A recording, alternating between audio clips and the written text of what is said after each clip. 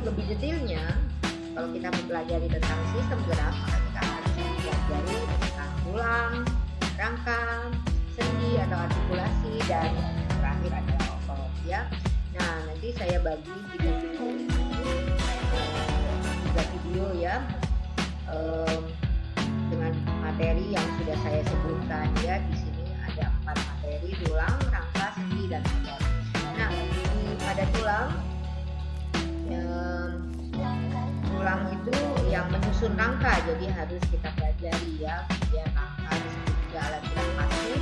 Kemudian sendi itu adalah sambungan antara dua tulang, dan otot itu alat gerak aktif, karena otot lah yang membuat kita bisa bergerak ya. Nah, otot itu bisa berkontraksi dan berrelaksasi.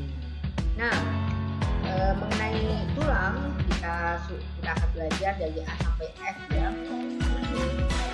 Nah, dari A sampai E itu yaitu nama latin tulang. Nama latin tulang itu biasanya dipelajari waktu SMA ya. A dengan F itu klasifikasi, yaitu pengerasan tulang atau pengulangan, itu dipelajari waktu SMA. Sedangkan yang B sampai E, nama-nama tulang, kemudian jenis tulang, bentuk dan bagian-bagian tulang keras, gangguan dan pelayanan tulang, itu sudah mulai dipelajari dari SD ya. Oke. Kemudian rangka, kita harus tahu mengenai pengertian dan guna rangka dari SD dan SMP. Kemudian dari jenis-jenis rangka manusia. Kemudian materi mengenai sendi itu adalah jenis-jenis sendi, gambar sendi, dan penyusunnya juga sama. Mulai dari SD kalian sudah belajar ya. Kemudian otot. Nah, otot ini banyak yang belum kalian pelajari waktu SD. Jadi SD SMP cuma dipelajari jenis-jenis otot ya. Kemudian otot antagonis, cara kerja otot antagonis ya. Nah, tapi mulai dari C sampai G, misalkan mekanisme kerja otot, sumber energi untuk kontraksi otot ya. Kemudian gambar serabut otot, kelainan otot, kemudian origo dan insersi. Ini biasanya saat SMA kalian pelajari. Jadi mengenai materi sistem gerak ini, kalau saat SD dan SMP kalian sudah mengerti, maka pas saat SMA materi ini hanya perlu tambah sedikit saja. Jadi gampang kan mempelajarinya? Yuk kita mulai belajar yuk. Pengertian dan guna rangka. Sebelum kita membahas lebih jauh lagi tentang sistem gerak, maka kalian harus tahu pengertian rangka. Nah, rangka itu adalah kumpulan dari beberapa tulang yang membentuk struktur sendiri ya, seperti struktur tengkorak, struktur tubuh, struktur anggota gerak ya, lengan dan kaki ya. Nah, jadi kalau kita mempelajari tentang rangka, maka kita juga akan mempelajari tentang tulang, karena rangka itu adalah kumpulan dari tulang-tulang. Dan untuk membentuk tulang menjadi rangka perlu ada lem atau sambungannya yang disebut dengan sendi atau artikulasi. Nah, untuk adik-adik SD dan SMP materi ini paling sering keluar ya. Nah, kemudian kalian harus tahu guna rangka ya. Ini SD sering banget keluar guna rangka ini ya. Nah, yang pertama itu adalah untuk menopang tubuh ya. Jadi kita bisa berdiri, itu adalah karena ada rangka. Kemudian memberi bentuk tubuh dan menegakkan tubuh. Jadi kalau kita pendek atau tinggi, itu memang sudah terbentuk dari rangka tubuh kita. Kemudian yang ketiga adalah tempat melekatnya otot lurik ya, karena otot lurik itu melekat di rangka, maka rangka itu disebut alat gerak pasif ya. Jadi berhubungan dengan guna rangka yang keempat ya. Kemudian rangka itu otot, maksud saya otot itu adalah alat gerak aktif ya. Kemudian yang keempat yang tadi masih berhubungan dengan ketiga, yaitu rangka adalah alat gerak pasif. Kemudian yang kelima, melindungi, rangka itu melindungi organ dalam tubuh yang penting ya. Misalkan rangka tengkorak itu melindungi otak kita ya. Kemudian rangka tubuh tepatnya di rongga dada, dia melindungi paru-paru dan jantung. Kemudian panggul ya, itu melindungi alat-alat reproduksi. Oke, kita masuk ke nomor 6, yaitu tempat pembentukan sel-sel darah atau disebut dengan homopoiesis atau juga dengan hematopoiesis ya. Itu adalah peristiwa pembentukan sel-sel darah. Contohnya misalkan eritrosit ya. Peristiwa pembentukan eritrosit itu disebut dengan eritropoiesis. Itu terjadi di sumsum merah tulang pipi dan pipa ya. Kalau di tulang pipa tepatnya di bagian ujung yang berupa tulang spon ya, seperti yang saya sudah gambarkan di slide-nya ya. Itu ada contoh tulang keras di ujungnya itu banyak terdapat sumsum merah. Nah, selain eritrosit, leukosit juga dihasilkan di sumsum merah tulang ya. Selain itu leukosit juga dihasilkan di limfa dan bagian limfoid. Oke. Kemudian nomor 7 itu rangka sebagai tempat penyimpanan mineral ya. Contohnya kalsium dan fosfor.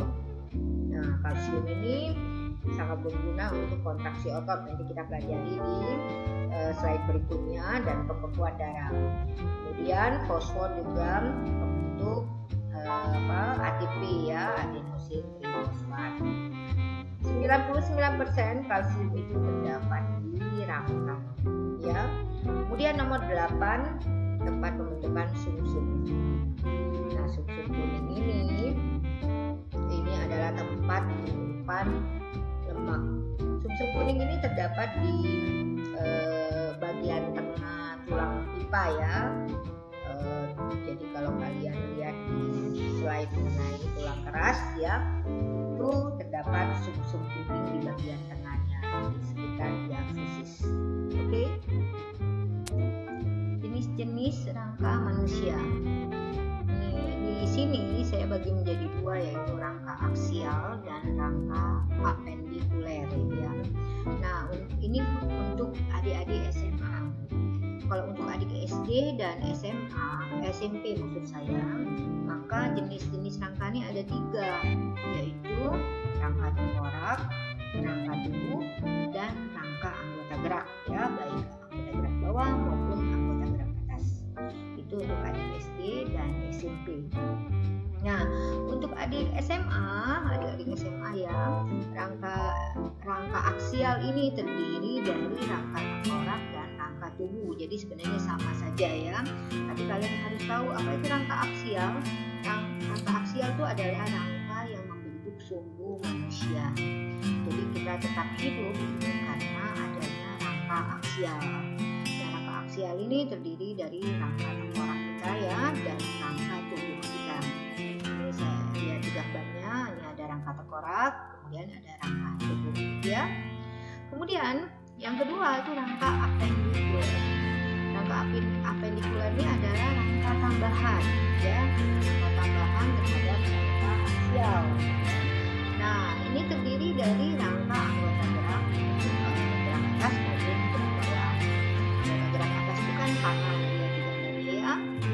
Kemudian ada anggota gerak bawah, rangka anggota gerak bawah itu kaki ya. Kemudian termasuk juga jari-jari tangan maupun jari-jari kaki, termasuk rangka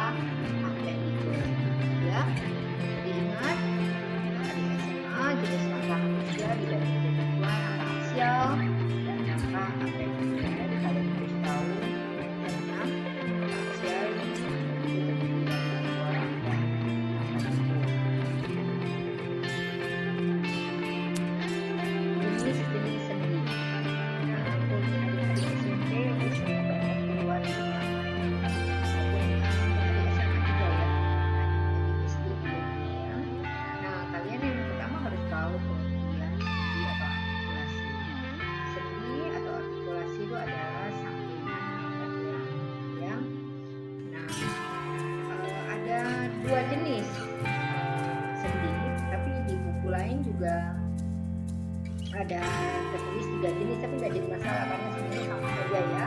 Ini saya jelaskan di sini. Jadi ada 2 jenis sendi. Yang pertama sinatrosis, yang kedua adalah diartrosis ya. Sinatrosis ini adalah persendian yang tidak menggunakan gerakan ya. Nah, sinatrosis ini dibagi menjadi 2, yaitu sinkrosis dan sinkondrosis. Nah, kalau buku yang membagi 3 ya, buku yang membagi 3 itu ada lagi satu, yaitu amfiartrosis. Amfiartrosis ini hampir sama dengan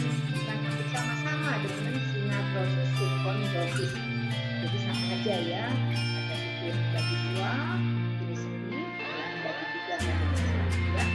Jadi sinatrosis tadi ingat ya, persendian yang tidak memungkinkan terjadinya gerakan. Diartrosis persendian yang memungkinkan terjadinya gerakan. Kemudian ada yang banyak ya. Kemudian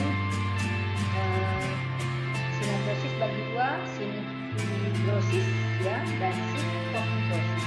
Sinkondrosis itu di mana dua tulang yang terhubung itu dihubungkan oleh jaringan ikat fibrosa, sehingga benar-benar tidak bisa terjadinya pergerakan sama sekali ya. Contohnya itu ada pada sendi-sendi pada tulang tengkorak ya.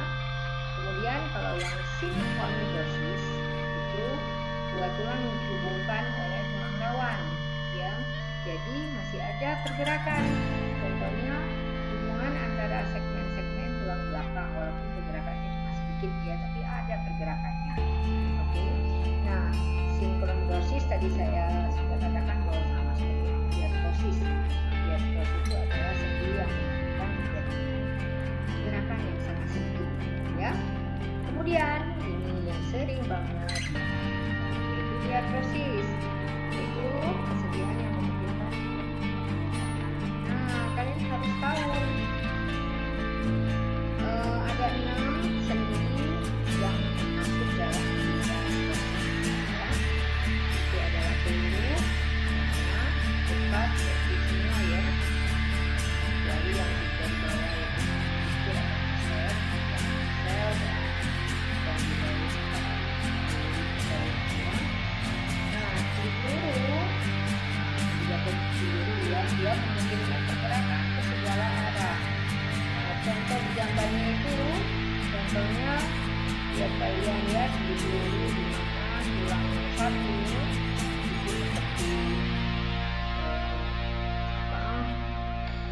seperti lumpang gitu ya. Kemudian satunya lagi seperti alat untuk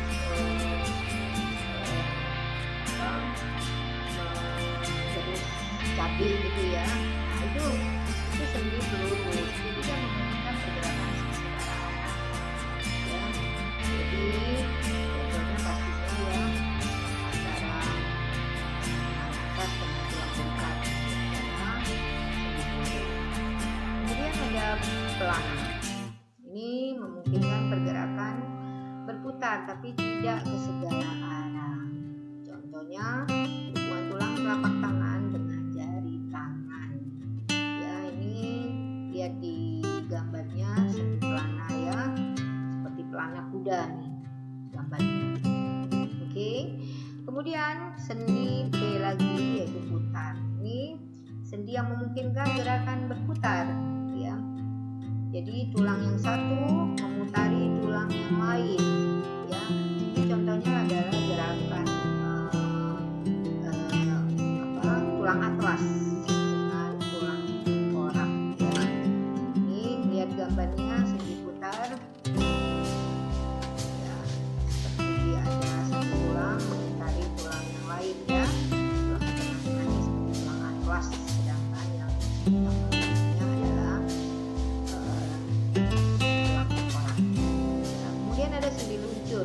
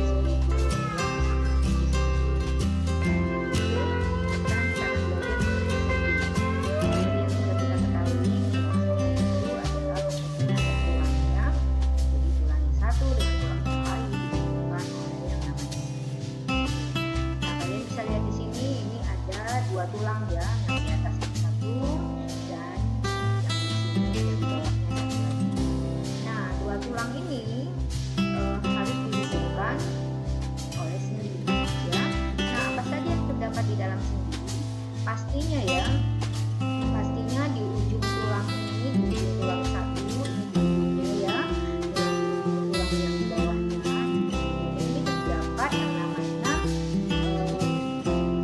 tulang rawan atau kaki lagi ya, jadi itu ada tulang rawan. Nah kemudian kita mulai dari depan ya, di sini terdapat yang namanya ligamen ya. Ligamen itu jaringan ya, jaringan yang mengikat tulang dengan tulang. Ini terdapat di sendi. Oke. Kemudian yang kedua, sebelah dalamnya ligamen itu terdapat yang namanya kapsul ya. Kemudian kapsul ini nanti menempel dengan membran sinovial. Oke. Jadi ini di dalamnya ligamen terdapat yang namanya kapsul. Kemudian di dalamnya membran sinovial terdapat cairan. Ini namanya cairan sinovial. Ya, cairan sinovial ini yang membuat pergerakan tulang satu dengan tulang yang lain bisa berjalan dengan lancar ya, tidak menimbulkan rasa sakit.